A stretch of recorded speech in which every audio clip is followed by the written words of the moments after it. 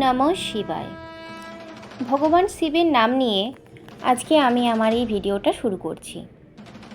আমরা সকলেই জানি যে শ্রাবণ মাস পড়ে গেছে, আর শ্রাবণ মাস মানেই হলো ভগবান শিব এবং মা পার্বতীর মাস।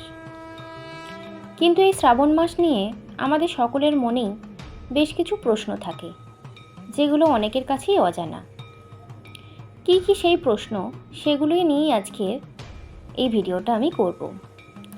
যেমন শ্রাবণ মাসে কটা সোমবার পড়েছে, শ্রাবণ মাসে শিব ভক্তদের কী কী খাওয়া উচিত, কী উচিত নয়, কীভাবে পুজো করা উচিত, শ্রাবণ মাসে কী রঙের পোশাক পরলে ভালো, হাতে সবুজ চুড়ি কেন পরা হয়, তো সমস্ত কিছু নিয়েই আজকে আমি এই ভিডিওটা করছি। তো ভিডিওটা শুরু করার আগে সবাইকেই বলবো, যারা আমার চ্যানেলে নতুন আছো অবশ্যই আমার চ্যানেলটাকে সাবস্ক্রাইব করে একটু পাশে থেকো, আর পাশে থাকা বেল আইকনটা অন করে দিও, যাতে আমি কি ভিডিও দিচ্ছি তোমাদের কাছে পৌঁছে যায়। তো চলো বেশি দেরি না করে আজকের ভিডিওটা শুরু করা যাক। তো প্রথমেই জেনে নেওয়া যাক সবুজ চুড়ি কেন পরা হয়। শ্রাবণ মাসে হলো শিবের মাস। আদিদেব শিব ও বিষ্ণু একে অপরের পরিপূরক। শ্রাবণ মাসে লাখ লাখ ধর্মপ্রাণ মানুষ মহাদেবের আরাধনায় রত হন। আষাঢ় মাসের সংক্রান্তির পরেই শ্রাবণ মাস শুরু হয়। অনেকেই খেয়াল করে থাকবেন, এই শ্রাবণে অনেক মেয়েরাই হাতে সবুজ রঙের কাঁচের চুড়ি পরেন। সবুজ কাঁচের চুড়ি ও পোশাক পরলেও এর নেপথ্যে থাকা কারণ কিন্তু অনেকেরই অজানা। পুরাণ মতে শ্রাবণ মাসকে ভগবান শিবের জন্ম মাস হিসেবে উৎসর্গ করা হয়। এই সময় চারিদিক বর্ষার জলে পুষ্ট হয়ে প্রকৃতি হয়ে ওঠে সবুজ শস্য শ্যামলা। মহাদেব শঙ্করের আর এক নাম হলো পশুপতি। পাখিরা যেহেতু প্রকৃতিতেই লালিত পালিত হয়, তাই পশুদের পাশাপাশি প্রকৃতিও দেবাদিদেবের খুবই কাছের এবং খুব প্রিয়। আর এই প্রকৃতি সতেজ ও পূর্ণ অবস্থায় সর্বদা সবুজ বর্ণ ধারণ করে। এই সবুজ রঙই বিশুদ্ধতা, সতেজতা ও পবিত্রতার প্রতীক। তাই আরাধ্য ভগবান শিবকে প্রসন্ন ও তুষ্ট করতে কাঙ্ক্ষিত ফলের আশা না করে স্বামী, সন্তান ও পরিবারের মঙ্গল চেয়ে সবুজ বর্ণের কাঁচের চুড়ি ও পোশাক পরিধান করেন মেয়েরা। মনে করা হয় সবুজ রঙের চুড়ি পরিধান করলে স্বামী দীর্ঘজীবী হন এবং স্ত্রীর প্রতি ভালোবাসা বৃদ্ধি পায় স্বামীর। অবিবাহিতরা শিবের ন্যায় স্বামী লাভের আশায় এই নিয়ম পালন করে থাকেন। এছাড়াও সবুজ রং ইতিবাচক শক্তির প্রতিফলন ঘটাতেও সাহায্য করে, এমনটাই মনে করেন বাস্তু বিশেষজ্ঞরা। এখন জেনে নেওয়া যাক শ্রাবণ মাসে বিবাহিত মহিলারা কী কী করবেন। হিন্দু ধর্ম অনুসারে শ্রাবণ মাস অত্যন্ত গুরুত্বপূর্ণ মাস। এই মাসে শিবের উপাসনা করলে বিশেষ পুণ্য লাভ করা যায়। শিবের সঙ্গে এই মাসে মা পার্বতীরও আরাধনা করা হয়। মহাদেব ও পার্বতীর প্রেমের শুদ্ধতা উদযাপনও করা হয় শ্রাবণ মাসে। এই কারণেই শ্রাবণ মাসের প্রতি মঙ্গলবার মঙ্গলা গৌরী ব্রত পালন করে থাকেন অনেক মহিলা। এই মাসে স্বামীর দীর্ঘ জীবন ও মঙ্গলের জন্য ভারতীয় বিবাহিত মহিলারা কয়েকটি আচার পালন করে থাকেন। শ্রাবণ মাসে বিবাহিত মহিলাদের স্বামীর দীর্ঘ জীবনের জন্য এই কাজগুলো অবশ্যই করা দরকার। চলুন জেনে নেওয়া যাক সেই কাজগুলো কী কী।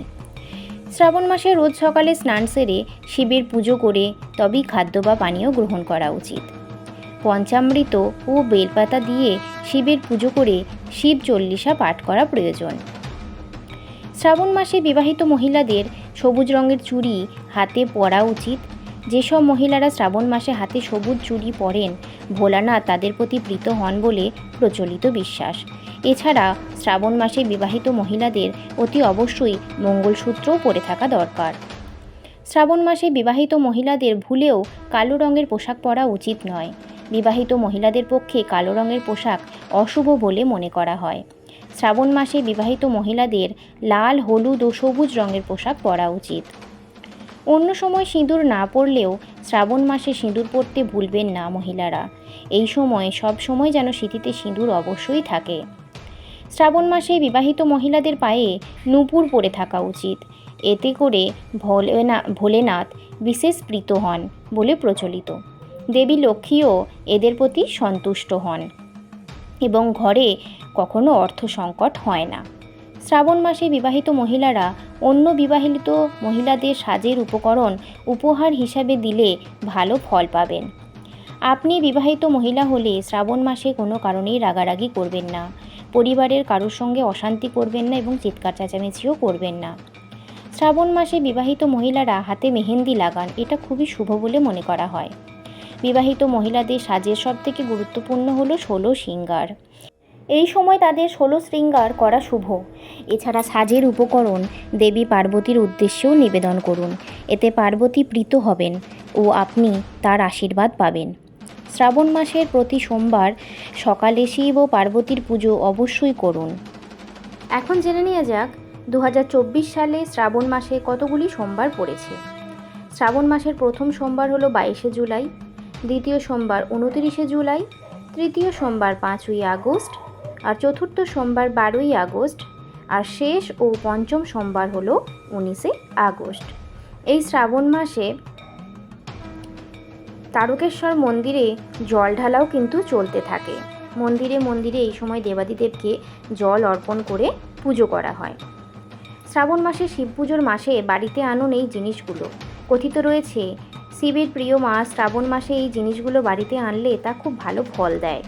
যেমন শিব পুজোর আগে ত্রিশূল, পারদ শিবলিঙ্গ, রুদ্রাক্ষ এগুলো যদি ঘরে আনতে পারেন, আর শ্রাবণ মাসে শিব পুজোর আগে ঘরে গঙ্গা জল যদি এনে রাখতে পারেন, তাহলে এগুলো খুব শুভ বলে মনে করা হয়।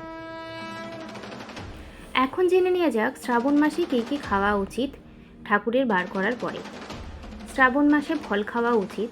কলা, আঙ্গুর, পেঁপে ইত্যাদি ফল খেলে শরীর সুস্থ থাকে ও মনের মধ্যে ইতিবাচক চিন্তাভাবনা সঞ্চারিত হয়। ড্রাই ফ্রুট বা শুকনো ফল খেতে পারেন এই মাসে। এর ফলে শরীরে শক্তি বৃদ্ধি তো হবেই, পাশাপাশি মন ও মস্তিষ্ক সচেতন এবং একাগ্র থাকবে। তবে এই সময় সবুজ শাকসবজি না খাওয়াই ভালো, কারণ এই সময় শাকসবজিতে পোকা ধরতে থাকে। আর দুধ জাতীয় যে কোনো জিনিস একটুখানি এড়িয়ে চলাই ভালো। কাঁচা দুধ কিন্তু একদমই খাওয়া যাবে না। তো আজকের ভিডিওটা এইটুকুনি ছিল। তোমাদের সবাইকার কেমন লাগলো অবশ্যই কমেন্ট করে জানিও। ভালো লাগলে একটা লাইক করো। তো তোমরা সবাই খুব ভালো থেকো, সুস্থ থেকো। নতুন ভিডিও নিয়ে খুব শিগগিরই আসছি তোমাদের কাছে।